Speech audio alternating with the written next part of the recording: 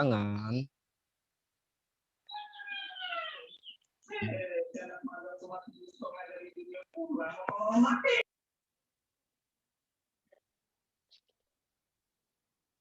Halo, ya. Iya, Pak. Oh ya, Boleh. ada kendala ini tadi. Jadi kalau pH tubuh menyimpang dari keseimbangan, artinya oksigen kan berkurang di tingkat sel loh ya kita. Makanya kalau saat ini pada kebanyakan orang kan berebut istilah oksigen ini, oksigen, apa oksigen. Alat-alat tes juga sebenarnya banyak yang apa namanya yang jual, akhirnya harga juga naik. Kita sebagai orang awam jadi istilahnya apa ya? Karena kebingungan nggak tahuan. Sebenarnya iya benar, tapi harus kita pahami prinsip bahwa sel itu harus mau mengikat akan oksigen. Ketika sel nggak mau mengikat akan oksigen, ya akhirnya di situ kondisinya asam. Asam itu mengiritasi. Pernah dengar asam sulfat? Nah enggak. Iya, Pak. Itu kan sifatnya asam dong, asam banget. Mm-mm. Itu mengiritasi sel atau jaringan. Ketika mengiritasi pasti ini timbul peradangan akhirnya. Ketika Mm-mm. timbul peradangan, kuman bisa hadir di situ. Karena pH. Makanya gini, infeksi virus itu sangat tergantung pada pH. Dia sangat sensitif. pH sel yang istilahnya sekitar Mm-mm. 6 atau berapa lah. Nanti virus itu akan mudah untuk melakukan fusi atau penggabung. Dan di situ mesti dia bereplikasi cepat. Makanya untuk kondisi-kondisi yang istilahnya disertai komorbid apa ya istilahnya, jadi punya punya riwayat sakit yang berat, yaitu harus hati-hati. Mm. Tetapi hati-hatinya gini, jangan sembarang konsumsi obat seperti itu. Karena mau nggak mau, yang namanya virus itu kan sebenarnya kan bisa sembuh dengan sendirinya toh, Iya. asal kita tahu caranya gitu loh. Jadi tubuh itu difasilitasi tuh. Iya. Pak, saya mau tanya nih, Pak. Hmm. Kan di sini dua-duanya akuarium ini tuh Heeh, ingin menjaga ikannya tetap hidup. mm-mm, Usahain airnya tidak iya, keruh, yang pH-nya tadi tetap heeh, tetap seimbang gitu. Nah, mm-mm. ikan ini tuh maksudnya apa sih, Pak? Sel-sel tubuh kita, Hmm. ya toh. Kalau nggak ada oksigen, tubuh kita, cairan tubuh kita itu kalau nggak ada oksigen, ya selnya megap-megap, mesti pada kolap di situ. Makanya kasus-kasus degeneratif kayak kanker. Kanker itu ada penemu Nobel, dia dapat Nobel 2 kali. Namanya Otto Warburg. Dia menyatakan penyebab utama kanker sel kurangan oksigen. Tapi artinya bukan berarti kita terus dibletek oksigen gitu. Harus ada yang ngikatnya di dalam sel. Nah, makanya Hmm. kalau kita kepengen menjaga teren tetap sehat, nutrisi harus masuk, ya toh benar, nutrisi, istirahat Hmm. cukup, olahraga, exercise, terpapar sinar matahari, dan kita yang nggak pernah terpikirkan di sini, ternyata lemak. Lemak itu sangat bermanfaat, salah satunya untuk mengikat oksigen dalam sel. Hmm. Contohnya, makanya Kak, eh, apa ya? Lemak bisa menjadi pembunuh dan lemak bisa menjadi bikin kita sehat. Itu memahami jenis lemak itu kita harus paham, karena ini lemak yang untuk mengikat oksigen. Makanya ini di apa sih, nama saya kan Ari Peos VCO lah. Peosnya ini, Peos itu artinya parent essential oil. Dia masuk kategori EVA, jenis asam lemak tak jenuh, tetapi bukan yang proses ekstrim, artinya cold process. Karena asam lemak tak jenuh itu sangat rentan terhadap oksidasi panas ekstrim. Nah, ketika dalam keadaan asli, dia akan mampu mengkondisikan sel-sel tubuh kita untuk menerima oksigen. Itu makanya istilah apa yang Otto Warburg itu bilang gitu. Terus diteruskan sama Brian Peskin, yang menemukan tentang peos ini, Brian Peskin. Silakan ketik aja di Google lah, pasti nanti ada Brian Peskin.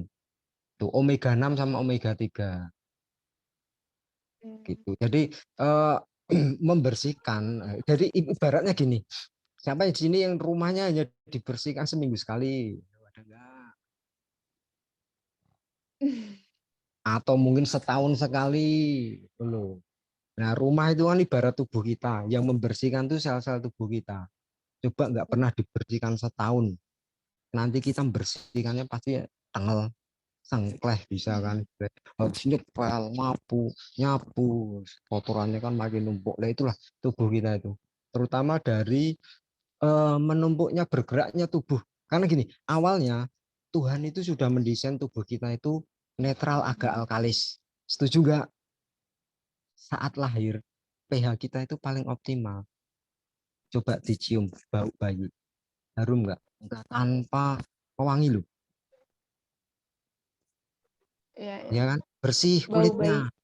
Iya, bau bayi, bersih kulitnya, elastis, matanya berbinar-binar, itu kan alkalinitas tubuh itu paling optimal. Itulah akan bergerak. Jadi gini, Tuhan sudah menciptakan sejak lahir kita pH-nya netral agak alkalis, bergerak menuju asam karena fungsi kita sebagai manusia yang hidup kok, ya kan, beranjak dewasa.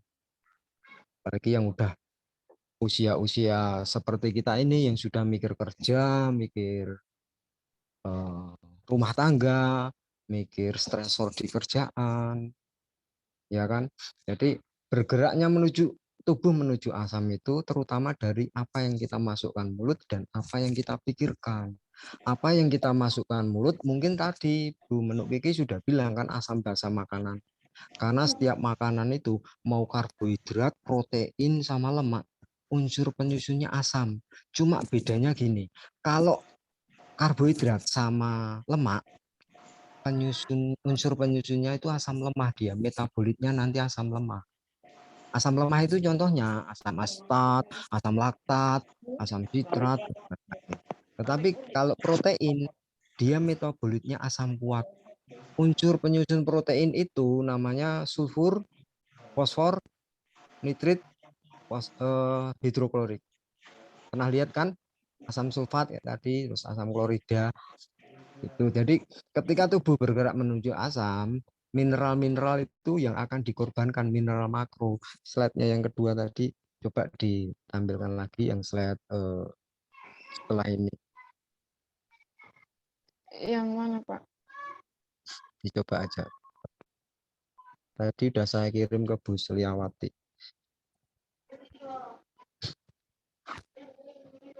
Jadi, Ya bentar. mungkin kalau ada pertanyaan di area-area sini yang mengenai game teori sama tereng teori. Jadi gini ya, ketika tubuh kita tuh memang ada masalah, ya benar, kuman yang di luar ini akan tertarik pasti.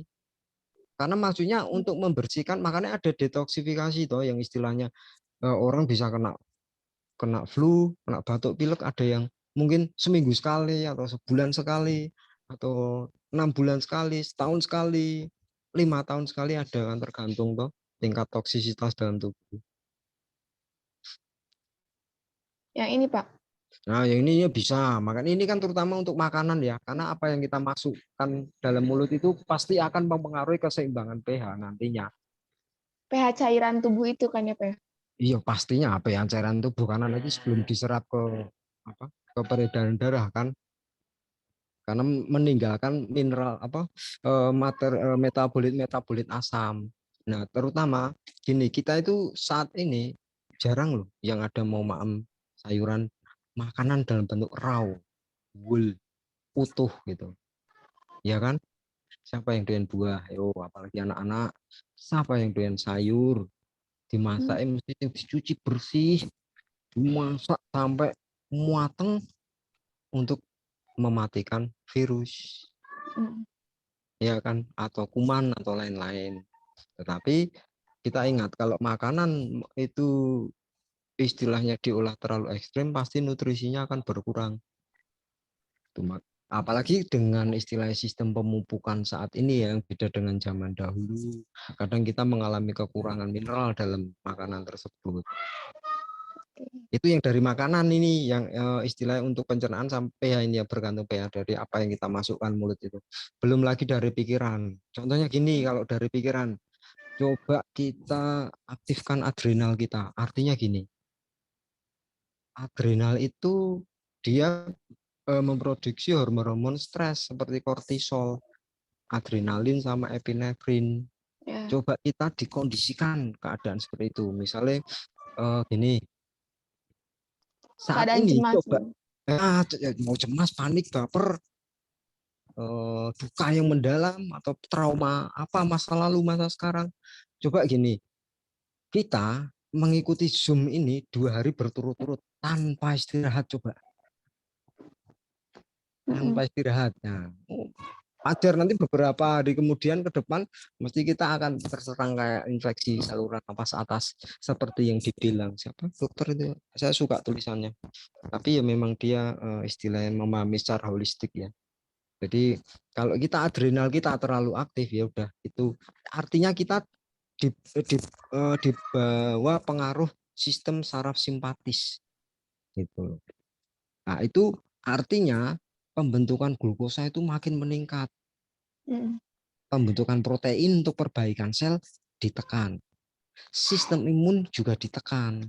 Makanya orang stres itu kalau diukur mau mengukur apa namanya itu limfosit, jadi limfosit itu apa ya yang ada di timus. Nah, timusnya itu mesti mengkeret ya, karena sistem imunnya berasal dari timus. Dari timus terus dia nanti berubah jadi limfosit, mau limfosit B, limfosit T. Nah, limfosit T itu kan karena dia berasal dari timus kan, makanya T. Kalau di tulang belakang sini apa namanya? Bone, iya limfo B gitu. Limfo T pun nanti akan diturunkan lagi punya derivat sel CD4, sel CD8. Seperti itulah terusannya. Mbok ada yang mau bertanya? Saya mau iniin dulu Pak, mau bedain dulu antara yang tadi. Jadi akuarium airnya bersih itu pH-nya normal, keseimbangan tubuhnya itu normal. Tapi yang keruh itu pH-nya nggak normal, nggak seimbang Iya, gitu ya Pak ya? nggak seimbang. Karena Pasti bergerak. kegiatan seperti pola hidup sehatnya kurang, pola pikirnya juga nggak sehat gitu seperti maksudnya itu ya Pak. Oh, jadi mungkin di sini bedanya lebih difokuskan mungkin ya Pak. Kalau misalkan Terain teori itu fokusnya lebih ke hidup sehat pada seseorang gitu. Menjaga sehat. Karena gini, intinya pencegahan itu kan lebih bagus toh daripada Ya. pengobatan. Ketika kita sakit, aduh, apa aja mesti habis nanti. Ya. Ya. Ada yang lain mungkin kalau mau ditanya sebelum lanjut yang ke selanjutnya, karena dalam menjaga sehat itu memang gini, sakit sehatnya diri kita itu yang menentukan diri kita sendiri loh, bukan orang lain. Nek kowe sakit ojo nyalahke wong liya gitu loh. Ya, itu yang harus dipegang di sini.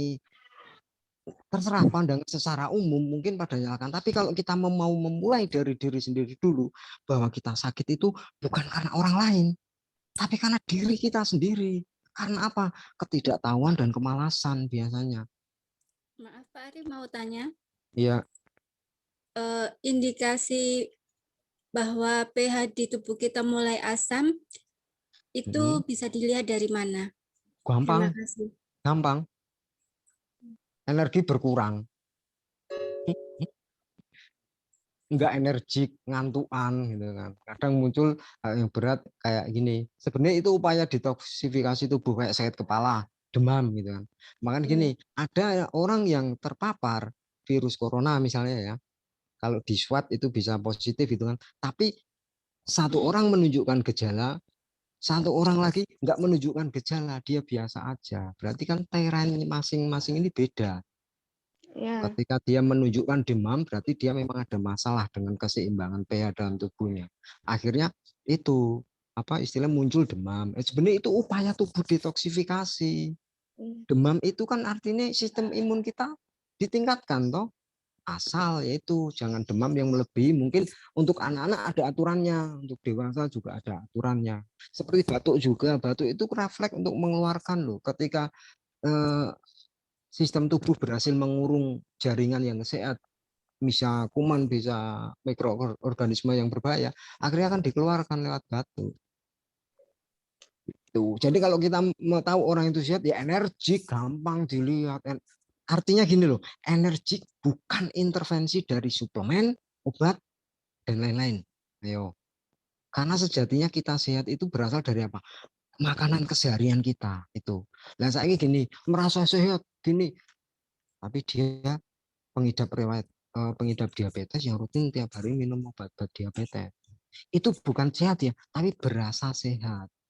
Ya kan? Karena merasa terkontrol. Padahal kondisi-kondisi orang diabetes, makanya orang diabetes rentan dia terkena batuk pilek.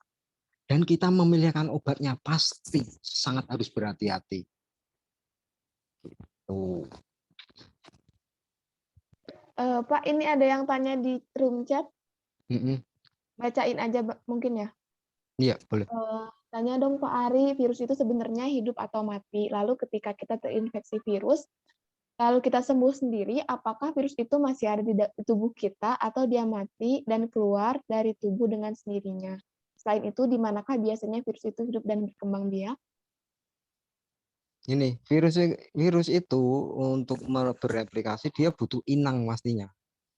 Misalnya gini di meja kita ini ya, sekarang ini mungkin dicek bisa swab positif di situ ada corona ada. Makanya ketika kita budaya untuk mencuci tangan itu sebenarnya udah dari dulu ya kan, sebelum makan cuci tangan. Karena khawatir nek orang awakmu kuat sih, misalnya apa ya namanya, enggak gampang penyakitan ya bisa. Maksudnya mau makan mentah, mau nggak cuci tangan ya sudah. Ada yang nggak nggak menunjukkan gejala, tapi beberapa orang yang lemah, yaitu makanya saat tubuh keluar dari kesetimbangan, dia akan apa namanya kontaminasi sedikit sekecil apapun akan memberikan masalah. Gitu. Jadi kalau kita mau memahami tentang teori tadi, gem teori sama teren teori, nah, kita harus membuka payung dulu karena gini. Gem teori itu lebih fokus ke salah satu kuman dia menyebabkan penyakit tertentu. Saat ini ya, misalnya virus corona, ya toh, menyebabkan penyakit ya ini yang kayak gini nih. Nah, tetapi di satu sisi ada teori, dia menyatakan bahwa virus itu bisa berasal dari sel di kita sendiri. Sel yang apa? Defisit nutrisi, terlalu numpuk limbah asam. Akhirnya protit. Nah, itu diingat-ingat, saya juga sering share di Facebook mengenai protit, mikrosim itu hanya istilah. Setiap negara nyebutnya beda. Mungkin protit itu Prancis, mikrosim Jerman mungkin ya. Karena di Jerman itu pengusung teori ini kan Antoine Beckham. Antoine Beckham itu seorang farmasis juga dia. Mbah saya berarti dia. Seorang apoteker juga gitu loh. Tapi gelar doktornya juga dia kredibel juga kalau saya melihat dari biografinya. Nah, itu sebenarnya virus itu bisa berasal dari sel kita sendiri yang sakit, istilahnya berkarat dan membusuk. Jadi kita itu seperti tubuh kita itu seperti buah pisang kalau kita mau tahu. Jadi membusuk dari dalam karena teroksidasi. Kita itu hidup kayak gini teroksidasi. Makanya harus ada reduksi gitu. Jadi protit akan berubah menjadi bakteri. Ketika menjadi bakteri, terus nggak mampu untuk membersihkan jaringan yang sekat, akhirnya dia akan berubah menjadi virus. Nah, sebenarnya kan tadi saya bilang keberadaan virus atau bakteri itu sebagai pemulung alam yang ada dalam tubuh. Ketika ada sel atau jaringan sakit, dia akan menyelesaikan tugasnya. Ketika selesai, dia akan kembali lagi menjadi protit. Pernah nggak kita misalnya gini jatuh di aspal terberet, luka kan? Iya nggak? Ada yang pernah nggak? Ya, nanti sembuh sendiri nggak kayak gitu? Ayo, orang zaman dulu loh kalau lihat orang kecil pun anak-anak itu pada ingusan meler gini. Baik-baik aja toh gitu. Iya kan? Itu.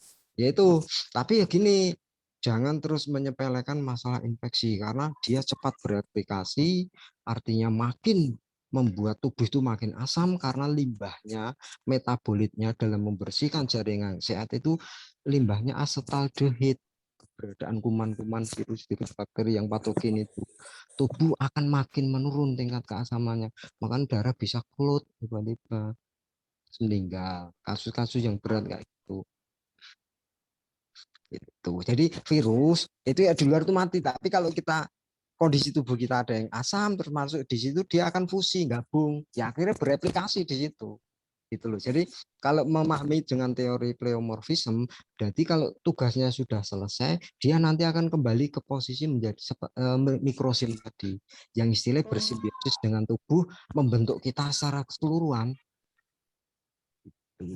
Tapi itu ini teori yang gini ya, kita mau memahami teori ini memang harus istilahnya membaca tentang ini bisa apalagi untuk orang awam bisa lama.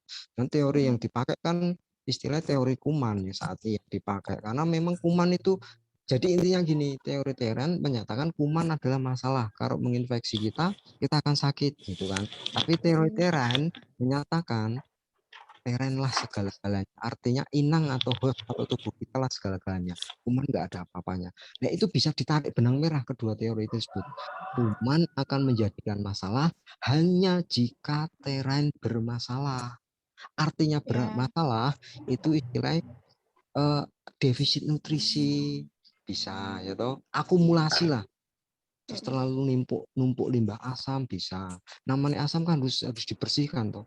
Harus dibersihkan oleh tubuh. Itu sebenarnya Tuhan itu sudah menciptakan sistem dalam tubuh kita itu luar biasa kompleks. Cuma kita kadang senang mengintervensi. Coba gini, coba di sini yang sering kena batuk pilek terus berobat dikasih antibiotik ya, dan tetap nerima wae gitu. Ya, ada nggak? Ayo, jujur. Iya, biasanya bilangnya udah beberapa hari belum sembuh-sembuh gitu, Pak. Nah iya, kan ini yang namanya orang sakit itu istirahat kan harus ya, istirahat atau asupi. Kalau kenapa asupan air putih yang bagus itu harus selalu diatur terus secara berkala kayak gini. Namanya pH tubuh yang bergerak menuju asam, sel dan jaringan ya, itu artinya tubuh dehidrasi. Dehidrasi kekurangan cairan yang apa mengandung banyak oksigen. Maem buang nggak doyan, maem sayur yang nggak doyan, senengnya bergadang, maemnya overcooking, ya kan? Terus Ya, Bapak, stresor dari lingkungan kerja. Gimana? Ini ada pertanyaan di chat lagi. Mm-mm. Terus kalau kasus pandemi ini bagaimana virus cepat menyebar ke seluruh dunia? Jadi mungkin penyebarannya terlalu cepat jika dilihat dengan teori tadi. Apakah itu virus atau kuman dan itu buatan atau alami? Ini kalau kita lebih percaya ke istilahnya buatan, nanti kita rentan diadu domba. Karena yang namanya virus itu sebelum ada kehidupan, sebelum ada manusia itu virus sudah ada.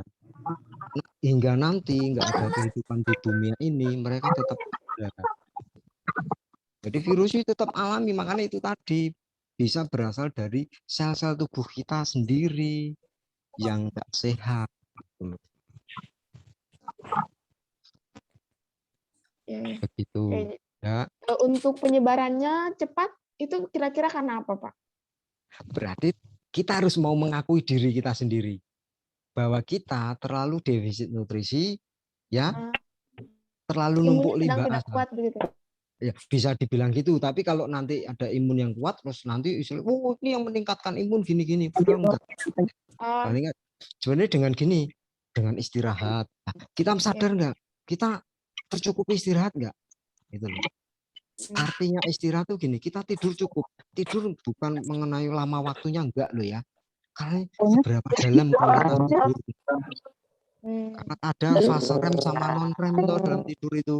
Fase REM itu nanti yang akan tidur kita dalam, melatonin itu yang akan nanti istilahnya dia punya reseptor sistem kekebalan tubuh CD4 di situ. Terus olahraga, karena gini, sistem limpa kita bisa membuang keasaman tubuh dengan tubuh digerakkan. Jarang olahraga lah. Orang sekarang gini mau apa ya namanya dengan yang semakin wabah, semakin banyak kasus yang gini. Tapi kita secara pribadi nggak mau menyadari, oh ya aku kurang gini, oh ya aku kurang gini ya. Nutrisi, exercise ya, saya sering share di Facebook, nutrisi, exercise, olahraga, gitu, sinar matahari, ya, istirahat, ya kan, terus apa, air yang berkualitas, udara yang bersih, terus untuk pikiran positif, Tetap tenang juga ya Pak ya. harusnya gitu loh. Mungkin dulu itu waktu rame-rame COVID gitu, terus langsung ini Pak, kayak langsung panik semuanya, jadi virusnya gampang menyebar gitu kan. Tadi kan sebenarnya kepanikan, kecemasan juga bisa membuat keseimbangan di dalam tubuh kita tergoyahkan gitu ya Pak ya? Iya, tadi itu kan kalau adrenal kita terlalu diaktifkan, karena kita sendiri yang istilahnya panik, takut, cemas, baper, duka mendalam, kesedihan, apalagi yang misalnya keluarga ada banyak yang istilahnya beberapa yang meninggal, kita sedih kayak gitu. Tapi kalau kita diselimuti itu secara menerus, ini udah kejadian ini udah berapa lama? Bisa dibilang hampir 2 tahun kan. Nah, kalau kita hidup dipenuhi ketakutan, kepanikan, kecemasan gitu ya, akhirnya adrenal kita yang dominan. Makanya hormon kortisol dipacu terus. Gitu. Hormon kortisol dipacu terus, akhirnya apa? Dia butuh glukosa untuk energi. Oksigen nggak ada, ya udah jadi asam laktat. Dia menurunkan pH intraseluler tubuh akhirnya. Nah, Pak, masalah tadi untuk pH asam, pertanyaannya begini, berarti maksudnya jika kondisi tubuh kita asam, maka virus akan bisa berkembang biak di situ, begitukah? Iya, kita makhluk primitif, makanya di kedokteran ada mikroorganisme anaerob. Ya. Oke, jadi seperti itu ya. Ini pertanyaan dari Terus gini, jadi gini, oh berarti kondisi yang basah bagus buat tubuh. Wah, itu nanti bisa bikin salah kaprah lagi. Orang ramai-ramai do nenggak sabun nanti bisa. biar basah. Gitu. Intinya gini, bukan istilah sifatnya ya basah atau asam, tapi pembentuk. Jadi alkaline forming food sama acid forming food gitu loh. Jadi makanan pembentuk asam atau makanan pembentuk basah. Karena kalau kita mengenai rasa, nanti lain lagi. Jeruk nipis sama lemon itu rasanya asam. Oh itu makanan asam toh nggak? Kan orang bilang itu. Padahal dia makanan pembentuk basah dalam tubuh. Karena apa? Dalam jeruk nipis itu berisi mineral-mineral makro. Natrium, kalsium, magnesium, kalium. Kalau terasimilasi dalam tubuh, nanti residunya, abunya dalam tubuh itu dia meninggalkan mineral-mineral makro itu yang akan dikirimkan. Kalau misalnya magnesium sama kalsium dikirim kemana? Tulang, ya kan? Natrium, kalium ya untuk keseimbangan cairan tubuh kita. Makanya kalau kita istilah bergerak menuju asam, mau nggak mau kita harus mengganti cadangan mineral kita yang telah dikorbankan untuk menetralkan. Dulu di kimia kita pasti tahu lah, untuk menetralkan asam harus tahap ada basa. Makanya jadi air toh gitu loh. Nah, istilah basa itu kan basa dari mineral itu. Dia kan meskipun muatannya positif, dia tetap bersifatnya basa. Itu. Jadi nggak asal tidak makanan yang rasanya asam itu bisa menyebabkan mineral dalam tubuh apa namanya cairan di dalam tubuh asam. Jadi jangan sampai salah kaprah begitu. Jangan Berarti salah kaprah. ya, berarti untuk tetap membuat cairan dalam tubuh basah itu yang tadi ya Pak ya, pola hidup sehat, makan makanannya bergizi, Bernutrisi lah ya istilahnya. Karena ya. nanti kita bergizi kadang ada produk-produk yang kok ditambahi apa. Mending makanan utuh lah. Makanan utuh itu enggak apa Pak. Neng pasar tradisional. No. Berarti yang kemarin tuh Pak, yang panic buying kayak susu tiga hewan itu Pak, Iya, itu beruang gimana tuh gitu. Pak? Yang Ya itu kan hanya iklan naga itu Pak. ya itu kan hanya apa ya istilahnya memanfaatkan situasi aja. Sangat gini kalau apa namanya? Ya enggak hanya susu lah, nanti bisa apalagi. Dulu pernah istilah yang apa? Tanaman sirsak ya tanaman sirsak pas untuk kasus-kasus kanker itu dibumingkan akhirnya tanaman sirsak pada gundul semua Masalah kanker selesai? Enggak, ya kan? Seperti ini virus inilah. Virus ini nanti ada gini diupayakan, oh ini bisa untuk gini, kayak susu apalah kemarin tuh. Terus ada lagi tuh sebelumnya apa? Ada lagi sebelum apa? Masalah virus selesai enggak? Enggak, toh. Ya selesai itu kan tubuh kita sendiri. Makanya kita harus mau mengakui, oh aku tuh cukup istirahat enggak, ya toh pikiranku tuh dibawa tenang atau dibawa stres terus atau enggak, ya kan? Oke. Itu. Bagaimana Ibu, Bapak-bapak, apakah ada yang ingin bertanya lagi?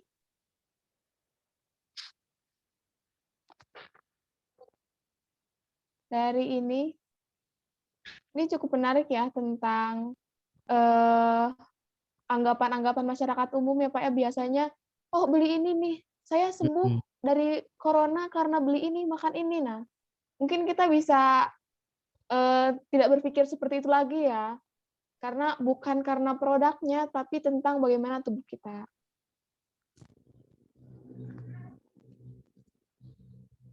Kalau misalkan gini Pak, eh, orangnya itu sedang memiliki penyakit diabetes misalkan. Nah, Mm-mm. asupan karbohidratnya kan harus tetap banyak, Pak, kalau misalkan lagi pandemi gini. Tapi dia diabetes nih, Pak. Nah, itu kayak gimana, Pak? Justru orang diabetes kan asupan karbohidrat itu yang harus hati-hati ya.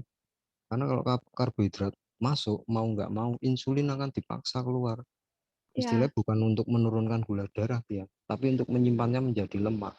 Jadi memang hati-hati kalau punya gula darah yang mau nggak mau harus puasa dulu namanya karbohidrat, terutama karbohidrat sederhana seperti tepung-tepungan dan gula. ya. Itu mau nggak mau. Jadi gini, gampang untuk memperoleh energi, makanya itu tadi lemak itu kan ada yang menyehatkan. Kita harus Hmm. tahu lemak yang menyehatkan itu utamanya kan ASI ya. Nek kita udah gede kena diabetes mau soal minum ASI ya. ASI toh rebutan kok jadi gini, ada selain ASI. Karena kenapa ASI? ASI itu mengandung asam laurat. Yakin nggak? Percaya nggak? Setuju nggak? Ya kan? Asam Mm-mm. laurat. Nah, asam laurat itu termasuk lemak jenuh rantai sedang sama rantai pendek di ASI. Nah, yang di dunia ini material yang isinya menyerupai ASI, identik mirip itu minyak kelapa sama minyak inti biji sawit. Minyak kelapa, terutama VCO, itu isinya asam lemak jenuh yang rantai sedang sama pendek. Artinya gini, kalau masuk tubuh, dia langsung dikirim menuju hati untuk dirubah jadi energi. Jadi kita mengasup, menyertakan lemak sehat keseharian untuk diasup dalam tubuh, mau diminum lah, mau buat masak lah, nanti keinginan kita ngemil akan ditekan. Nah, kita Hmm. udah rasa kenyang kok. Makanya orang diabetes itu kan dia nggak pernah merasa kenyang toh. Polidipsi, polifagi, poliuri pasti itu dia. Ya kan? Mm-mm. Karena hormon leptin dan gerlinnya kacau. Jadi hormon leptin itu yang bilang kita kapan kita makan, kapan kita berhenti makan. Kalau hormon gerlin, hormon lapar. Gue sini mengeleh terus maam. Ini nyemil, apa nyemil lah gitu. Itu Hmm. tubuh itu sebenarnya sudah mekanisme yang sangat luar biasa. Makanya yaitu untuk energi silakan. Mau yakin atau enggak, ya silakan. Ya kan? Mm-mm. PCU di siapa yang jual, beli aja. Itu apa minyak inti biji sawit, minyak inti biji sawit itu agak mahal dan susah Hmm. carinya. Yang gampang apa penggiat VCO banyak di Facebook. Tinggal mau yakin atau enggak. Nah, sekarang Pak minum PCO enggak bisa wes kroso itu minyak blendek rasanya ya ya piye mau sehat apa enggak gitu loh, karena nek secara struktur ya itu tadi yang dijelaskan, lemak sehat itu terutama lemak jenuh. Nah, orang pada takut pak lemak jenuh nanti kolesterol, aduh itu lagi kan mesti. Nah, ini di dalam kelapa itu nabati atau hewani? Nabati. Kalau hewani kolesterol, kalau nabati fitosterol. Lah mengandung kolesterol enggak berarti? Enggak kan? Wong nabati yo gitu loh. Orang kan udah ketakutan itu dulu. Jadi makanya oh Apalagi yang dibilang itu bisa untuk penyumbang penyakit-penyakit PJP ya, penyakit jantung dan pembuluh. Secara kalau menurut strukturnya enggak, karena gini, ketika orang bilang lemak jenuh berbahaya, tanya lemak jenuh itu ada berapa? Lemak jenuh itu ada yang bisa jawab, tak kasih VCO 1 botol, Miss. Ayo. Lemak jenuh ada berapa? Nek sering ikuti Facebook aku mesti ngerti. Nek ora ngerti kebangetan. Ayo silakan jawab yang lain. Tak kasih VCO 1 botol. Lemak jenuh. 3. Sampai itu yang jawab. Saya, Ise. Ya wes, dicatat ya. Nanti kirim alamat ke saya, tak kirim VCO. Ibu Bisa Ise dibilang, ya. sebutkan apa aja. Rantai 3. sedang, rantai panjang, rantai pendek. Nah, pintar banget, Dik. Sekolah ning ndi to? Kuliah di mana itu? Kuliah di mana? Di Facebooknya Bapak. Jadi gini, ya benar, lemak jenuh itu ada 3 ya, rantai sedang, rantai pendek dulu, rantai sedang, rantai panjang. Rantai pendek sama rantai sedang yang saya sebut tadi, dia akan dikirim menuju hati untuk langsung dirubah jadi energi. Jadi kita nggak makan karbo aja, kalau kita tercukupi lemak jenuh, ya kita akan survive, tetap ada energi. Nah, terus yang lemak rantai panjang itu dominan ada di minyak sawit dan lemak hewan. Dia proses cernanya panjang, tapi tidak semuanya dibakar jadi energi. Sisanya tersimpan jadi lemak gitu loh. Jadi kalau prosesnya panjang kan berarti tubuh kerjanya luar biasa toh. Nah, nek dibanding dengan minum yang lemak rantai sedang sama pendek tadi yang langsung menuju hati kok. Saya sering share itu gambarnya juga, proses itu lemak yang rantai pendek, rantai sedang itu gini, nanti langsung menuju hati. Tapi kalau lemak yang rantai panjang, blimet muter-muter sih kemana. Tuh. Pak, untuk nyambung dari VCO tadi, ada yang tanya nih Pak dari Ibu Firlin. Selain VCO, apakah bisa virgin olive oil? Nah, oke. Virgin olive oil itu zaitun ya? Sepakat nggak? Yang nanya itu sepakat ya. Olive oil, oleic acid. Oleic acid itu omega berapa? Nek ngerti tak kayak sabun kastil loh. Enak toh. Saiki wis Zoom gratis untuk bonus lah. Oh. Omega 6. Waduh. Mah, Tadi yang jawab Ibu Isi lagi ya? ayo siapa? Oleic acid kok masuk nggak ngerti. Omega berapa? Omega 3. Salah ya. Omega 9 yang benar ya. Omega 3 itu linolenic acid, omega 6 linoleic acid, omega 9 oleic acid. Itu ada di zaitun sama alpukat utamanya. Jadi bedain. Kalau oleic acid, linolenic itu bukan asam lemak jenuh. Jadi beda dengan VCO. VCO atau minyak kelapa itu 90% lebih dia lemak jenuh. Tetapi kalau oleic acid 80% dia asam lemak tak jenuh, oleic acid utamanya. Gitu. Itu juga bagus buat keelastisitasan pembuluh ya. Bagus lah. Pokoknya kalau mau konsumsi zaitun campur VCO silahkan, bagus. Oke. Terus ada lagi yang tanya nih Pak, dari Christina Novi. Mohon maaf, untuk minyak inti biji sawit itu apa ya Pak? Jadi gini, kalau minyak sawit kan biasanya dibikin dari dagingnya ya. Iya kan? Yang paling banyaknya. Ya kalau inti biji sawit itu ya di dalam dagingnya itu pasti ada intinya, ada bijinya.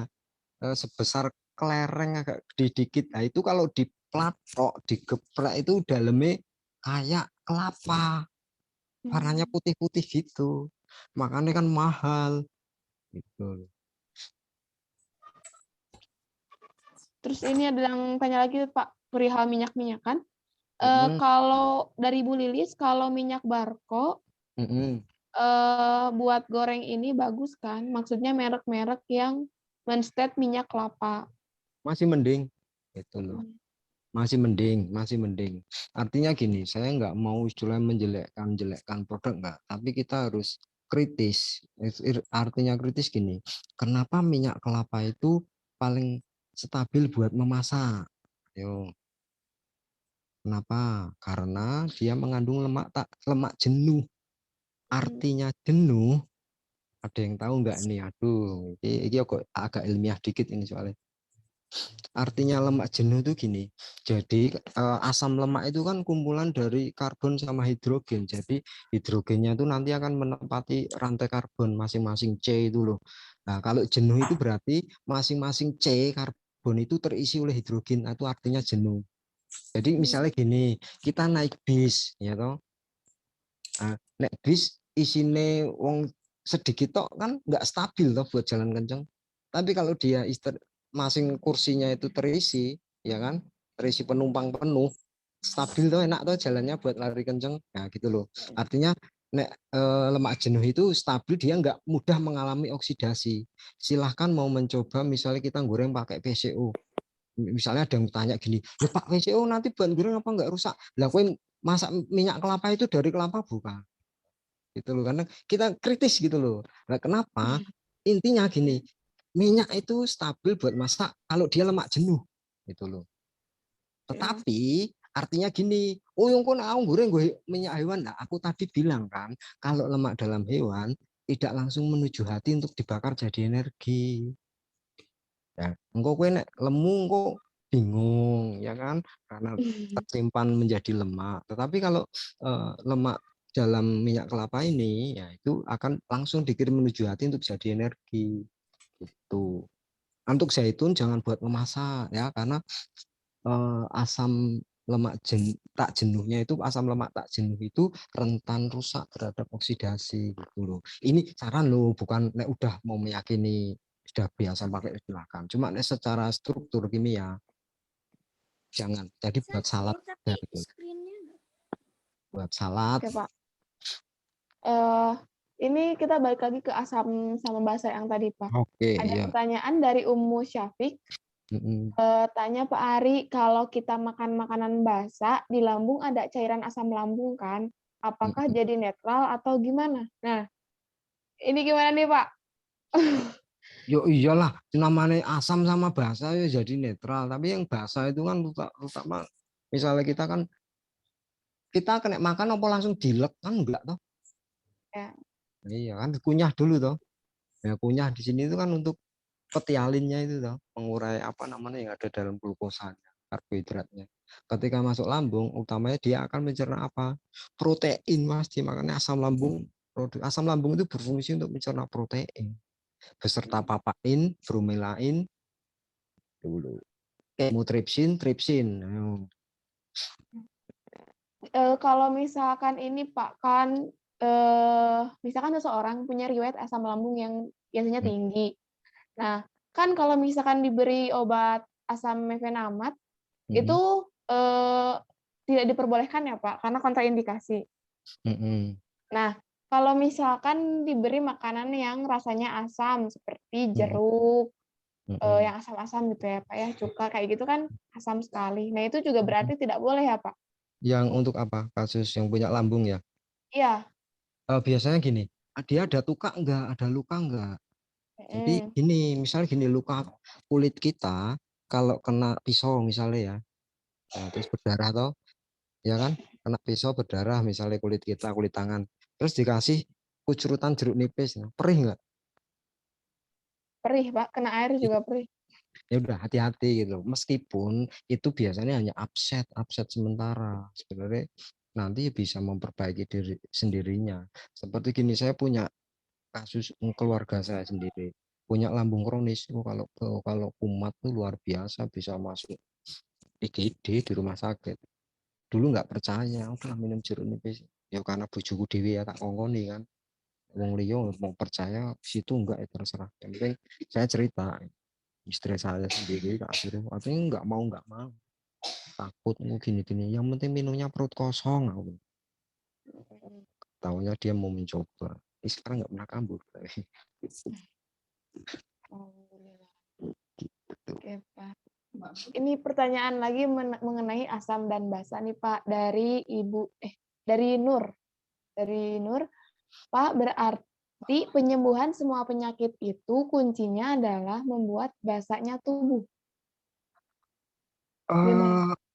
Intinya jangan membuat basah tubuh. Makanya tadi bilang nanti orang rame-rame pada nenggak sabun kayak gitu kan istilahnya. Jadi Ya. istilah gini, oksigenasi ke tubuh karena ketika ada oksigen pH itu nggak akan istilah menyimpang ke arah asam.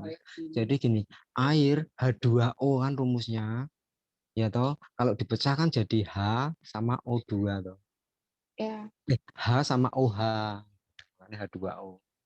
Ya kan? H sama OH. H itu kan potensial asam.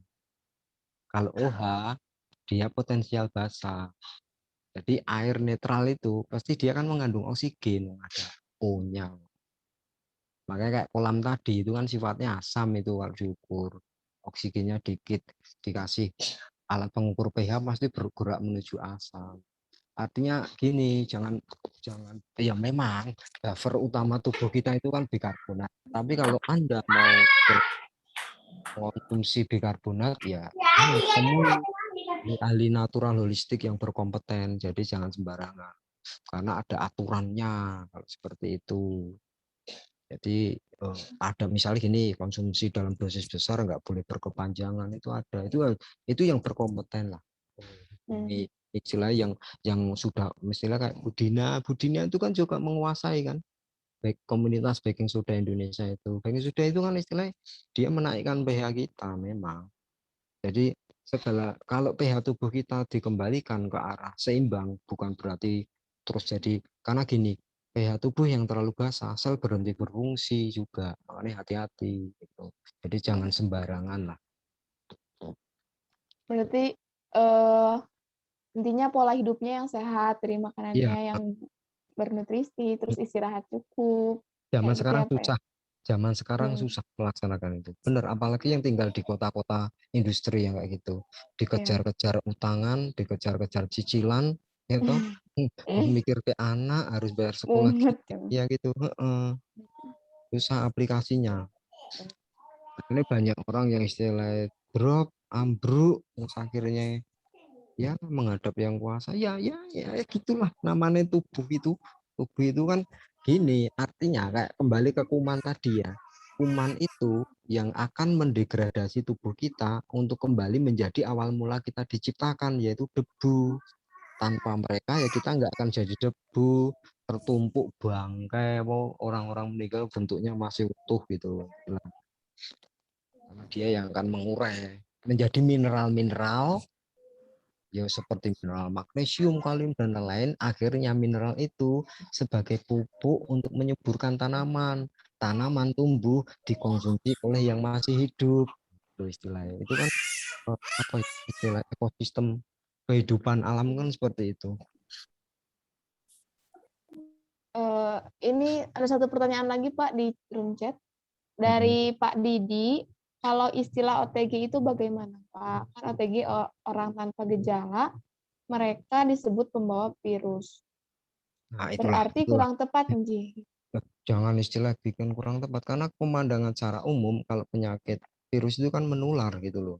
Cuma kalau yang mengamini mempelajari tentang teori teren yang tidak semudah seperti itu. Artinya gini, orang tanpa gejala kan, artinya gini, dia di swab positif kan, tapi dia nggak menunjukkan gejala toh. Gitu.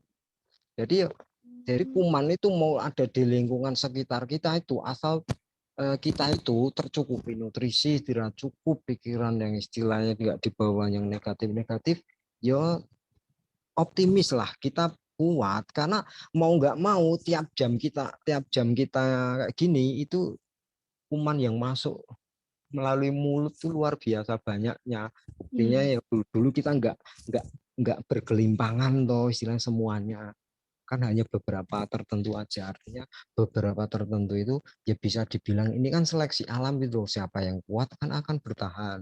Artinya kuat itu apa ya, tubuh kita sendiri ini. Jadi tanggung jawab sehat itu bukan orang lain, kita sendiri gitu loh.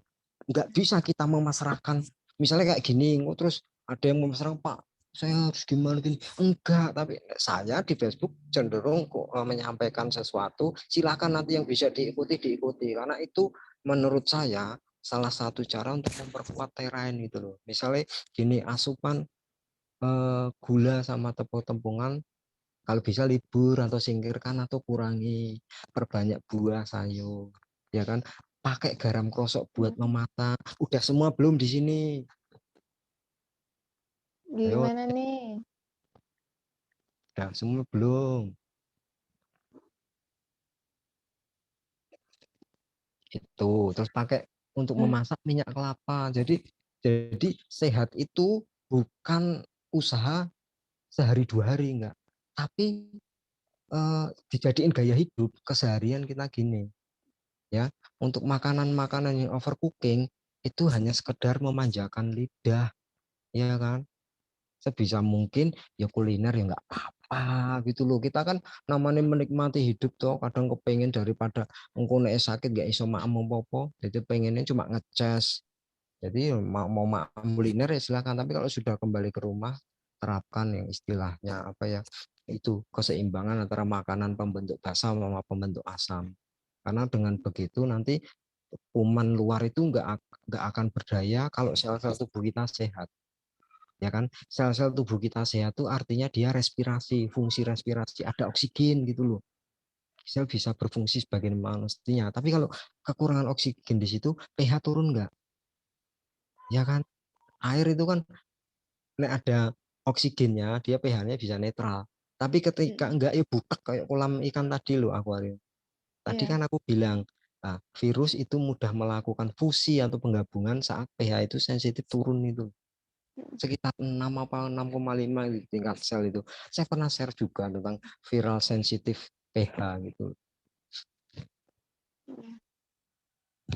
Jadi diingat ya, Untuk ini jadi diingat dulu. Sehat sakit kita sendiri yang tentukan ya. Ya, Hmm. pahami ini dulu loh. Pahami dulu. Memang susah. Nah, kita perlu konsultasi sama dokter, perlu apoteker, perlu ahli gizi, perlu ya. Tapi dengan konsultasi kita harus tampung, ya kan. Pilah, disesuaikan. Pakai gini loh. Kalau kita itu isinya cemas, panik, baper, logika kita hilang nanti. Ya, jenengan kalau mengalami itu terserang sisi psikologis rasa takutnya. Jadi manusia itu punya sisi psikologis rasa takut. Kalau itu sudah terserang, Anda ditawari apapun pasti dibeli. Ya enggak? Iya. Iya. Jadi sehat sakit itu datang dari kita. Ketika ada Iya. orang lain yang apapun ya kita tetap tenang harusnya Pak ya. Harusnya. Optimalkan diri sendiri begitu. Optimalkan diri sendiri. Ya optimalkan diri sendiri kan bisa didapat dari apa ya? Sering baca, konsultasi sama yang berkompeten gitu. Pak, untuk minuman kan ini ada pertanyaan dari Bu Yuti. Saya suka minum air yang pH-nya 8. Terus ini juga dari Bu Firlin. Jika kita mengonsumsi air mineral seperti aqua, PS Hydra Tetra yang tinggi alkalin, yang pH-nya lebih tinggi juga, itu seperti apa? Dan kira-kira berapa liter kita minum air yang pH-nya tinggi? Itu, Pak. Mau nggak tak kasih cara yang simpel, sederhana gitu. Jadi dalam air 1 liter itu ya, punya botol 1 liter, kasih aja garam krosok sejumput atau seperempat sendok teh. Itu jauh lebih bagus itu menurut saya loh ya. Karena gini, kita mau air pH tinggi bagus buat badan, gampang caranya gawe. Nganggo natrium natrium apa ya, hidroksida NaOH yang buat bikin sabun itu loh. Keceruti sithik naik pH-nya nanti gitu loh. Ya kan? Iya, Pak, Jadi benar. gitu kan gampangannya gitu. Jadi justru kita kenapa garam krosok itu jauh lebih bagus? Kenapa? Yuk, ada yang jawab, wis tak kasih sabun sate kastil. Kenapa garam krosok lebih lebih apa ya, lebih optimal buat tubuh? Karena natrium Tidak mengandung. mengalami tidak Hah? ada penambahan iodium. Belum tepat, belum tepat. Nek mengalami itu istilahnya banyak. Ini mengandung 84 mineral Siapa itu yang jawab? yang diperlukan tubuh. Siapa itu yang Saya jawab? Pak, Ya wes. Tri. Ya, nanti kirim alamat ya. Nanti tak Oke kasih. Pak, siap. Oke, gini ya benar. Jadi kurang lebih 84 elemen mineral. termasuk salah satunya yang penting untuk pembentukan vitamin B12 dalam tubuh kita ya, itu melibatkan probiotik, istilahnya bakteri bersahabat dalam tubuh, tapi dengan bantuan itu obat. Obat itu ada dalam garam kroso, ya kan? Vitamin B12 penting buat apa? Sangat penting. Itu kasus PJP itu istilah yang simpel sederhana. Kadang orang kena serangan jantung, misalnya kolesterol normal, gula darah normal, tapi dia kok bisa kena serangan jantung. Pak, orang vegetarian tiba-tiba ada yang kena serangan jantung. Nah itu karena apa? Profil homosisteinnya naik. Homosistein itu apa? Dia asam amino terbentuk dari metionin. Metionin itu banyak melimpah dalam daging merah. Metionin nanti berubah jadi homosistein kemudian sistein. Karena tubuh kekurangan vitamin B12 sama B6 dan folat, akhirnya homosistein ini naik. Dia tetap jadi metionin, jadi homosistein terus. Tapi kalau ada vitamin tadi yang saya sebutkan, dari homosistein bisa diubah ke sistein, bisa dikembalikan lagi menjadi metionin. Homosistein normal. Kalau homosistein naik terus, dia bisa plak, dia embolin di arteri kita itu. Tuh, penting kan? Tuh, larisi dong garam krosok, garam asli laut, nek duit garam Himalaya. Tuh. Karena dia garam Himalaya boleh, Pak? boleh, duit ya. Garam Himalaya boleh. Duitmu akeh ya berarti. Larang kan? Iya, Pak. Iya. Pak, kalau garam krosok itu apa dipengaruhi sama pencemaran air laut, Pak? Nah, caranya gini ya. Kan kita dikasih apa ya? Dikasih pikiran, dikasih kan sama yang Tuhan kan untuk oke, garam kotor Pak gini, gampang. Larut mau dalam air terus dijemur di atas payon itu, digendeng apa di apa, diuapkan lagi loh. Paham nggak maksudnya? Diolah dulu begitu, Pak. Iya, maksudnya gini, garam krosok itu dilarutkan lagi dalam air toh, diaduk, nah, terus taruh di atas tempayan gitu, diuapkan lagi, dan nanti kan mengkristal lagi ya. Kan sudah bersih kan dilarutkan, warnanya jauh lebih putih nanti. Dan cari yang istilahnya itu Bu Ratna Junda itu punya itu, ini Bu Ratna Junda yang di Facebook itu dia punya satu apa ya tadi kemarin tuh. Cari yang bersih ada kok seperti itu. Ya sekarang ada banyak di pasar. garam krosok buat sewa buat sapi loh. Sapine sing sehat, menungsone sing Apa? ya kan. Iya. Untuk Kan nggak ini, Pak.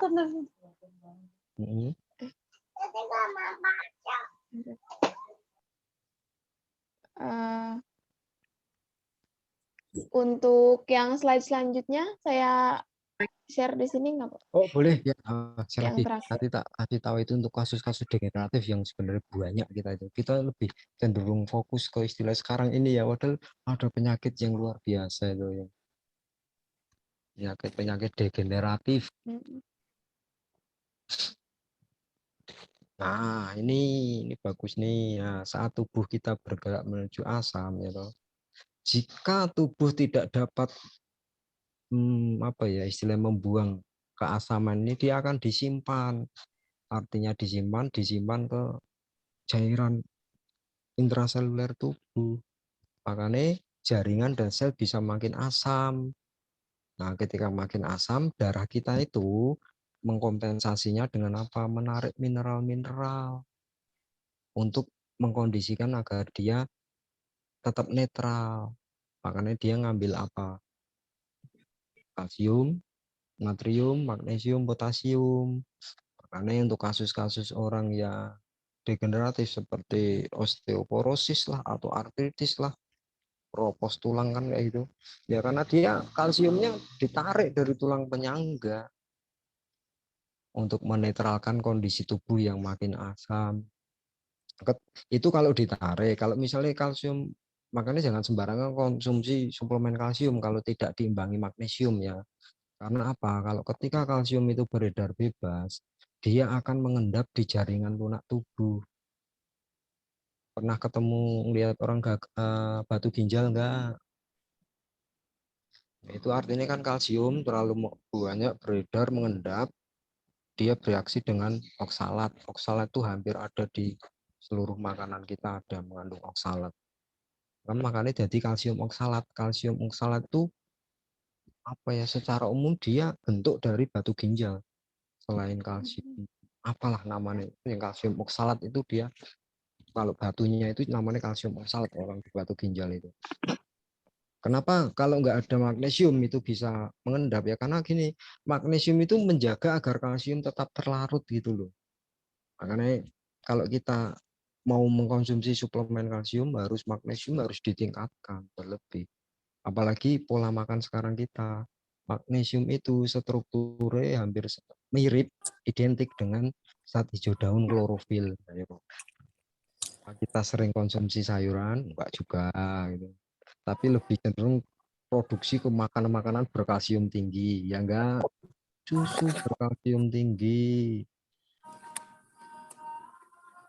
Jadi keseimbangan tetap gini, keseimbangan kalsium itu pasangannya harus dengan magnesium, ya. Terus natrium, natrium itu sodium ya di tulisan itu. Natrium itu sodium, kalium itu potasium. Kalau fungsi magnesium sama kalsium dia lebih ke apa ya? Ke pembuluh dan sistem saraf. Kalau natrium sama kalium dia ke menjaga Gimana keseimbangan aja saya. buka aja.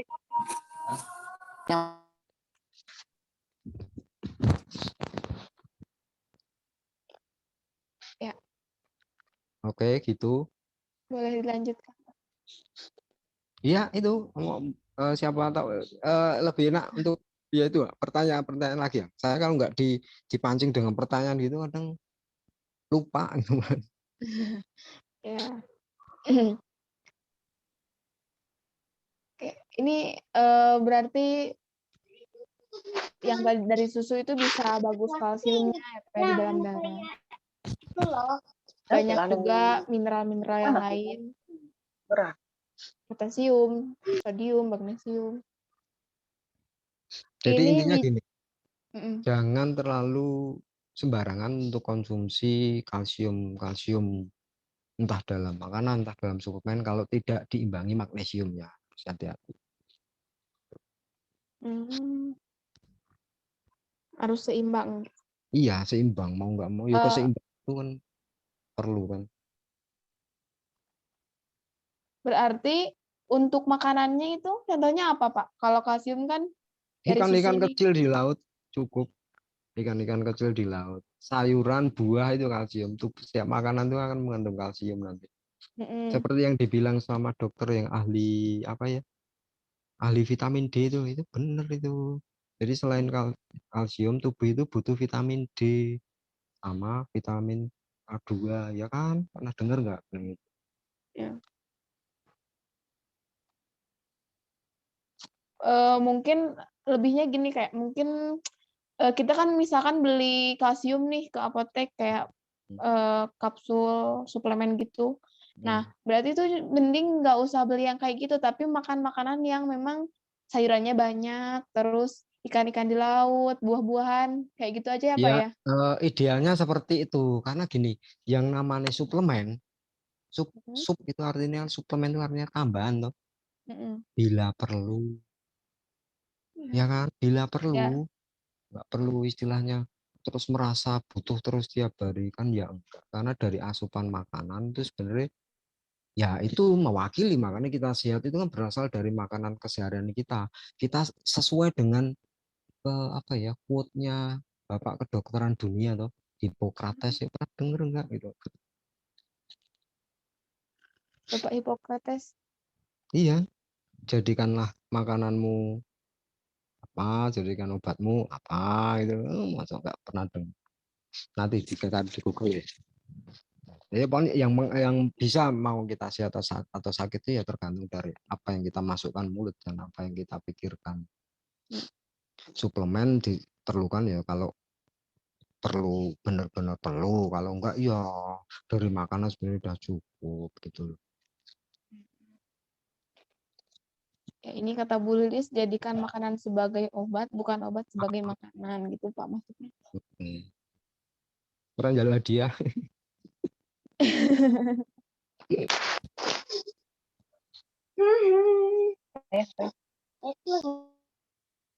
Asik, ya kirim aja alamat, nak kasih nanti. Ada Kirim lagi, alamat. enak lah. Maksudnya gini loh, kita dibikin, maksudnya gini, jangan terlalu ruwet dan terlalu rumit lah. Gitu loh. Karena segala sesuatu kan sebenarnya sederhana, hanya kita sendiri yang kadang memperumitnya gitu loh. Tuhan itu kan Tuhan kesederhanaan, kesimpelan, tidak penuh dengan misteri, keruwetan gitu loh. Ya itu harus mengikuti hukum alam, sebenarnya itu yang nggak susah. Saya Joyo kadang susah loh misalnya. Gitu. Jadi tidak perlu ribet. Kira-kira kita makan kalsiumnya berapa miligram nih? Atau Nanti kalau magnesiumnya udah berapa gitu? kalau sudah dalam satu bentuk makanan itu istilah gini loh. Misalnya makanan utuh lah ya, sayuran, buah. Nek es wareg yang mandek no, gitu loh. Kalau wareg diterus-terus karena ini bagus, dipaksa-maksa banyak ya, bukan seperti itu. Lambung ya punya kemampuan sendiri.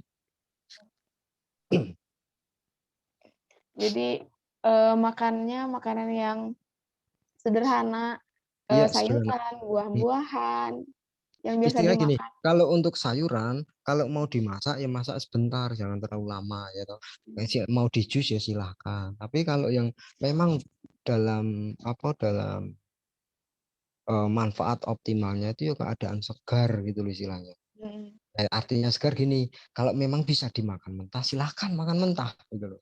Ya kan? Lalapan ya, Pak? Lalapan. Sederhananya. Tapi bukan berarti saat ketika sedang sakit terus hanya mengandalkan makanan, bukan seperti itu juga loh. Karena kecepatan pembentuk asam itu sangat luar biasa kalau kita sedang terkena infeksi. Contohnya misalnya gini, pada bilang jeruk nipis antivirus ini, cobaan wis. Kowe nek kenal lagi infeksi flu apa saat ini yang corona kayak gini, kowe ngombe jeruk nipis tok misal. Oh, angel. Apa mau minum jeruk nipis 1 truk? Enggak. Jadi ya itulah tetap. Nah, kalau kita punya kondisi kalau kita misalnya dibilang tadi OTG, asal kita tahu ya harus bagaimana, cukupi nutrisi, istirahat, berpikiran positif, yaitu kita bisa melawan. Tapi kalau kita punya kondisi penyerta yang berat, ya itu yang kadang ya memang silahkan diurus sama yang berkompeten. Tapi artinya gini, ya tetap jangan sembarang memberi obat itu loh. Karena kan banyak toh yang beredar gini akhirnya pada bertentangan toh mau kasih antivirus atau enggak, antibiotik atau enggak itu. Jadi ya harus hati-hati. Ini Pak ada pertanyaan di chat, ternyata banyak yang tertimbun. Coba saya baca ya Pak ya. Mungkin tentang yang garam grosok tadi. Jadi garam grosok itu boleh dimasak, atau maksudnya mungkin dipanaskan kayak gitu gimana? Ya ada iodiumnya. Iya, gini loh. Ya, gini. Kayak misalnya gini. Pakai garam meja ya buat masak juga atau dipanasin juga atau enggak? Katanya tuh ada yang bilang garam meja tuh jangan dipanaskan, Pak. Jadi enggak dipanaskan pun, misalnya ditaruh misalnya setelah memasak selesai. Ya kan nanti akhirnya larut toh. Garam ketemu air itu larut toh gitu. Ya, yang menjadi pokok persoalan kan mungkin yodiumnya kan. Tanpa yodium sebenarnya gini, ya secara holistik gini. Yodium itu banyak terkandung dalam makanan kita sebenarnya juga banyak. Cuma tubuh mampu memanfaatkan atau enggak gitu loh. Karena gini, ketika tubuh menyimpang pH-nya dari keseimbangan, tiroid enggak mampu memanfaatkan yodium dengan baik. Mau dibledeki yodium kayak apa, ya juga nanti malah masalah toh. Jadi semuanya kembali ke keseimbangan homeostatis tubuh, keseimbangan pH. Kalau itu setimbang, asimilasi mineral, kerja enzim bisa konstruktif, enggak destruktif lagi. Konstruktif itu membangun ya, kalau destruktif istilahnya merusak. Kuncinya di situ gitu loh, yang mempermasalahkan yodium. Tiroid enggak mampu memanfaatkan yodium atau susah memanfaatkan yodium kalau keseimbangan pH tubuh kita menyimpang. intinya. Bukan karena kandungan yodiumnya begitu ya Pak? Lah sekarang kandungan yodium misalnya ya terlalu banyak, misalnya kasus-kasus hipertiroid juga makin banyak ya, toh hipotiroid juga makin banyak. Jadi ya saya mengerti ini ya karena baca-baca buku itu ada tulisan kecil-kecil tuh, oh iya, tiroid nggak mampu memanfaatkan yodium dengan baik ketika pH tubuh kita keluar dari kesetimbangan, itu intinya. Nah, biar pH tubuh kita kembali kesetimbangan apa? Ya dibawa pikiran positif, urip ya isinya aja stres wae. Ya toh, maem sing bener, istirahat cukup. Nah, itu susah. Secara teori gampang, tapi aplikasi dalam hidup itu sangat susah. Jadi garam krosok ya boleh-boleh saja untuk dimasak begitu ya Pak ya? Gini, orang itu, ini misalnya gini, kadang orang pengen belajar mencari ilmu ke sana gini-gini, tapi penerapannya nggak ada, ya percuma toh. Nah, saya menawarkan gini karena apa? Lah saya tuh udah bertahun-tahun ini pakai garam krosok. Saya nggak sekedar hanya ngomong, saya pakai. Kayak kadang, aduh kok agak susah tidur ya, gampang lah. Sebelumnya aku minum air segelas, glek, aku nggak ngambil garam krosok itu sejumput, tak taruh di lidah biar larut, enak. Nah itu untuk apa ya, kadang kan kita di dada kan irama jantung nggak teratur gitu ya. Itu untuk mengembalikan keteraturan, itu ya cepet banget. Apa olahraga berat itu sedia dalam air 1 liter itu kasih 1/4 garam krosok di pojok buat minum, ganti elektrolit yang hilang saat olahraga. Kan simpel gitu sebenarnya. Iya. Jadi gini, saya sudah pakai dan saya pemakai garam krosok, udah intinya gitu, ya kan? Minyak kelapa saya pakai VCO buat masak, malah bukan minyak kelapa lagi, tapi VCO yang buat masak. Yang 1 liter harganya 100-an ribu lebih. Gitu loh. Ini Pak, pertanyaan lagi. Sebenarnya ini masih ada banyak. Mungkin pertanyaan yang belum dijawab offline kali ya Pak ya. Tapi saya pengen tanya satu lagi nih Pak. Untuk penderita gangguan ginjal, minum vitamin C dosis tinggi apakah aman? Berapa miligram sehari yang bisa dikonsumsi oleh pasien ginjal dan hipertensi? Itu nanti anulah japri aja lah. Karena pemakaian vitamin C untuk pencegahan kan ada dosisnya tertentu. Tapi kalau untuk terapi ya memang itu istilahnya dosis besar itu diperlukan. Cuma kan itu akan menimbulkan apa ya? Ya silahkan nanti kalau mau japri, mau percaya silahkan lakukan, enggak ya enggak apa-apa itu. Karena kenapa gagal ginjal itu bisa muncul? Kadang kita nggak tahu ginjal kita itu kalau sehat dia mampu memproduksi. Ayo, ada yang tahu nggak di sini ginjal sehat itu memproduksi apa? Bagaimana nih? Raise hand dulu ya, angkat tangan dulu. Kalau yang mau jawab. Ginjal itu bisa memproduksi apa? Dalam keadaan sehat. Memproduksi bikarbonat ya, baking soda itu sampai dengan 250 gram per hari. Tuh. Makanya nek kayak gagal ginjal, ya mau terapi baking soda ya ada aturannya. Ya, sama vitamin C, sama magnesium. Tapi ya itu tetap hubungilah istilah ahli-ahli yang naturopati holistik, mau boleh silakan, mau ke konvensional ya silakan. Kalau ke istilah ke konvensional, terapi yang di umumnya itu kan cuci darah kan, yang udah istilahnya udah kronis loh ya. Kalau masih bisa diperbaiki dengan perbaikan nutrisi, pola makan, gaya hidup, silahkan. Begitu ya. Jadi ranahnya di sini jangan terapi lah. Bagaimana kita biar sehat, menjaga sehat gitu loh ya. Kan lebih enak.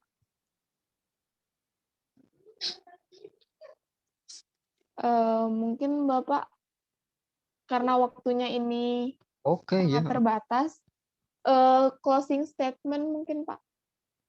Closing statement. Segala sesuatu pasti ada solusinya. Dengan cara murah dan mudah. Nggak perlu dengan cara rumit, karena saya nggak suka yang rumit. Ya. Untuk itu hadiah nanti silakan dikirim ya alamatnya atau japri ke saya ya. Yang tadi yang udah bener jawab pertanyaan ada 3 Pak ya tadi. Ya, Ibu Lilis, Ibu Tri, dan Ibu Iser, Siti Aisyah. Iya, silakan nanti biar gabung. Apa biar ngirim alamat ke saya. Ya, Ya, baik, Pak. Oke. Karena waktu yang Oke, iya. sebentar ini, mungkin kita akan bahas di lain waktu lagi. Jika Boleh. memang ada kesempatan. Saya Salsa Farida sebagai moderator materi kali ini pamit undur diri. Terima kasih. Terima kasih. Assalamualaikum warahmatullahi wabarakatuh. Ambil sisi positifnya ya, ambil sisi positifnya tetap ya. Jangan istilahnya dibikin rumit sendiri lah, yang enak-enak aja. Ya, kasih semuanya. Ya, Terima kasih Pak Ari, Mbak ya Salsa. sama-sama. Ya, ini kami dari Yayasan Peduli Pak Rizky, panitia mengucapkan terima kasih banyak. Ini sudah jam 3 sore. Jadi sesi kedua mungkin sudah selesai. Insya Allah nanti sesi ketiga akan kita lanjutkan pukul 8 yang akan diisi oleh Dr. Wali. Pembahasan tentang fatwa tentang vaksin ya. Seperti itu. Monggo yang mau live silakan live. Saya pamit Kami ya. Saya Nggih, pamit. monggo Pak, nggih Pak. Matur nuwun Pak. Selamat sore. Ari. Nanti yang dapat hadiah kali sama panitia di grup WA ya. Nanti kita ini kan ke Pak Ari alamatnya. Sama nanti kalau sore ini jam 4 kemungkinan jika ada yang mau ngobrol-ngobrol kembali dengan Mbak Menuk, insya Allah nanti jam 4 ya. Jam 4 akan diadakan lagi Zoom. Seperti itu.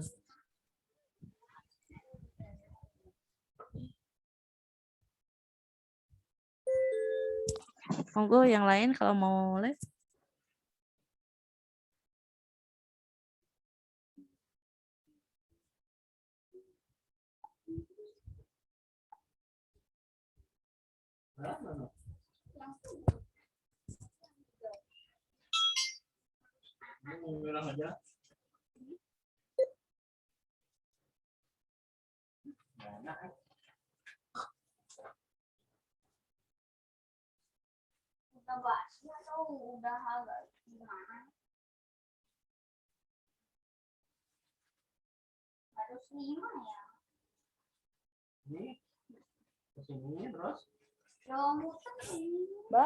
Mbak, tolong di itu YouTube-nya tolong di end, Mbak. Dimatiin YouTube-nya. Aku nggak bisa dari sini. Ya, makasih ya, Mbak.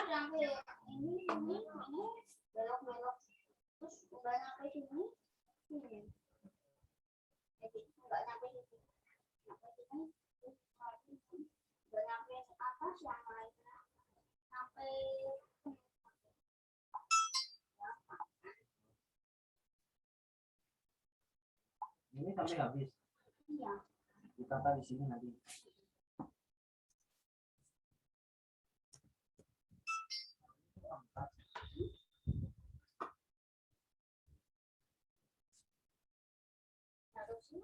Kalau ada 3 ada angka.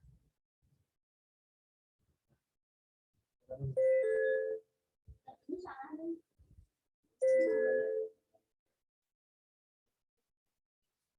Kurang 1 ya.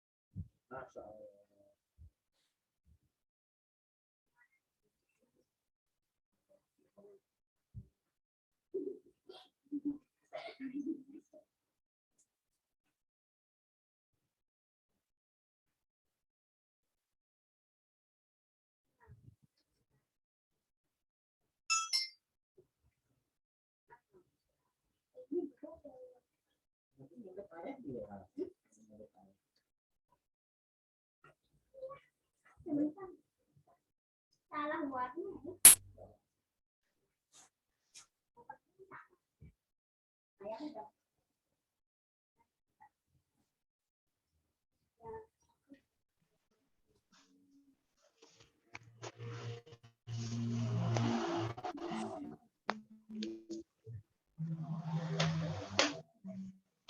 Pelajari risiko vaksin sebelum terlambat.